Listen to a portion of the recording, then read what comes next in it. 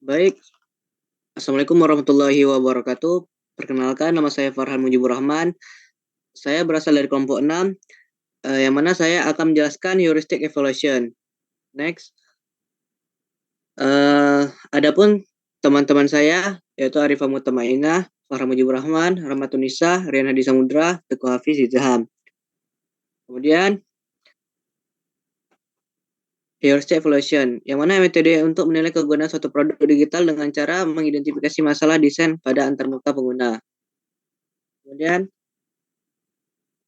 setelah dari revisi, kami bisa dilihat tampilan awal kedua yang memiliki tujuan untuk mengajak pengguna mendaftar pada aplikasi Sinyal dengan cara memberitahukan kepada user mengenai aplikasi Sinyal yang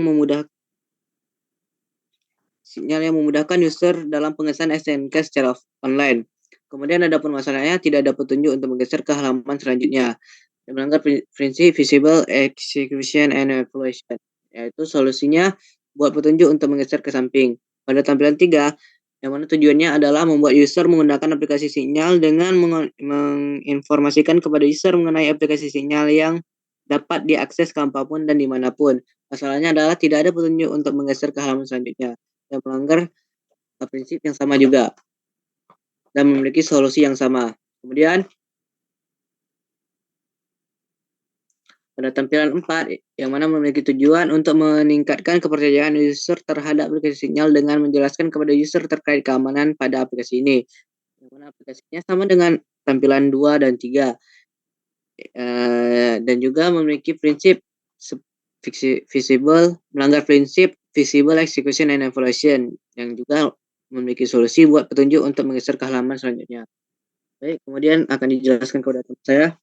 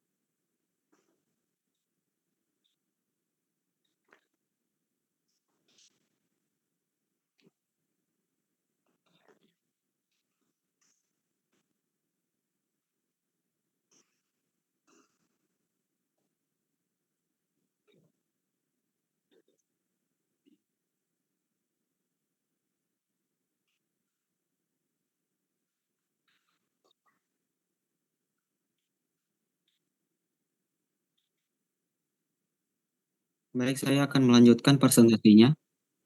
Pada bagian profil, tujuannya adalah untuk menampilkan profil user yang berisi data-data pribadi milik user. Fiturnya ialah ubah profil, ubah kata sandi, syarat dan ketentuan, kebijakan privasi, dan tombol keluar. Masalah yang tersedia ada yang menggunakan logo dan ada yang tidak. Dan itu melanggar prinsip konsistensi. Solusinya adalah menambahkan logo pada tulisan yang tidak ada logonya. Lalu ada halaman ubah profil. Tujuannya adalah untuk membuat pengguna dapat melengkapi atau mengubah data-data yang ia miliki pada halaman profil. Fiturnya adalah logo pensil untuk mengisi atau mengedit data yang diinginkan user. Masalah yang tersedia, warnanya tidak konsisten dengan yang lain, dan itu melanggar prinsip konsistensi. Solusinya adalah mengubah menjadi warna biru. Lalu ada halaman kebijakan privasi. Tujuannya adalah untuk mengonfirmasi kepada user terkait kebijakan privasi pada aplikasi Signal, sehingga para petugas yang bersangkutan dapat menggunakan data user sesuai dengan yang dibutuhkan. Fiturnya ialah tombol back untuk kembali ke halaman sebelumnya. Masalah yang tersedia yaitu ada tulisan yang menggunakan angka dan ada yang menggunakan huruf, dan itu melanggar prinsip konsistensi. Solusinya adalah mengubah tulisan yang angka menjadi huruf. Selanjutnya akan dilanjutkan oleh teman saya. Baik, saya Ramadhanisa akan menjelaskan tentang tampilan berita Korlantas, yang tujuannya itu menampilkan berita terkait aplikasi maupun berita-berita lalu lintas. Fiturnya itu ada judul berita dan tombol back untuk ke halaman sebelumnya. Masalahnya, kotak berita tidak sesuai dengan ukuran aslinya. Itu melanggar prinsip constraint. Solusinya, gambarnya diperbesar dan diperjelas. Next.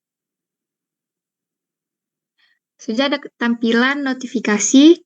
Tujuannya yaitu untuk mengirimkan notifikasi kepada user terkait transaksi maupun berita-berita tentang Signal atau event lainnya. Fiturnya itu ada tombol back untuk ke halaman sebelumnya. Masalahnya, terlalu banyak memakan ruang.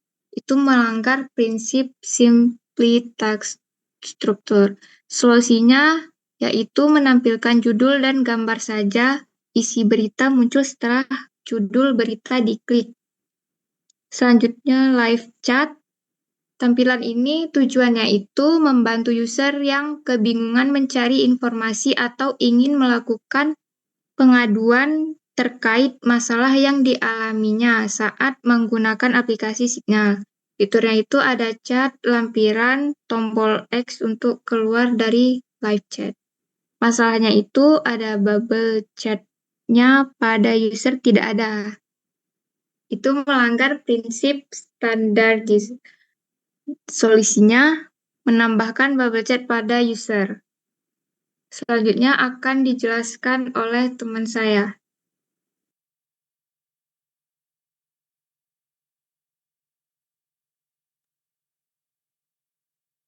Selanjutnya itu ada layanan EKD. Tujuannya itu untuk memberikan layanan EKD terhadap pengguna. Fiturnya itu ada tombol pilih NRKB untuk memilih NRKB dan juga tombol back untuk ke halaman sebelumnya.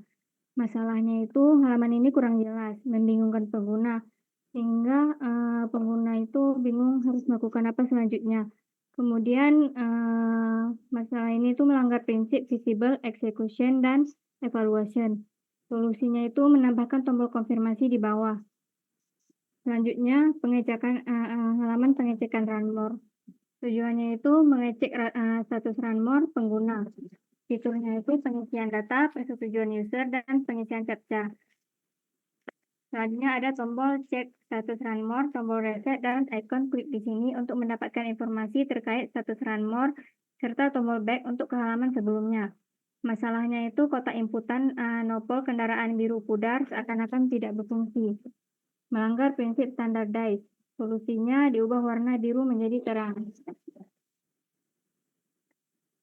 Selanjutnya ada hasil cek run more. Tujuannya itu menampilkan status run more pengguna. Fiturnya icon klik di sini untuk mendapatkan informasi terkait status run more, serta tombol kembali untuk ke halaman selanjutnya. Untuk ke halaman sebelumnya. Masalahnya itu tombol kembali berada di bawah, seharusnya di atas agar tidak susah. Melanggar prinsip standardized, solusinya itu buat tombol kembali di bagian atas.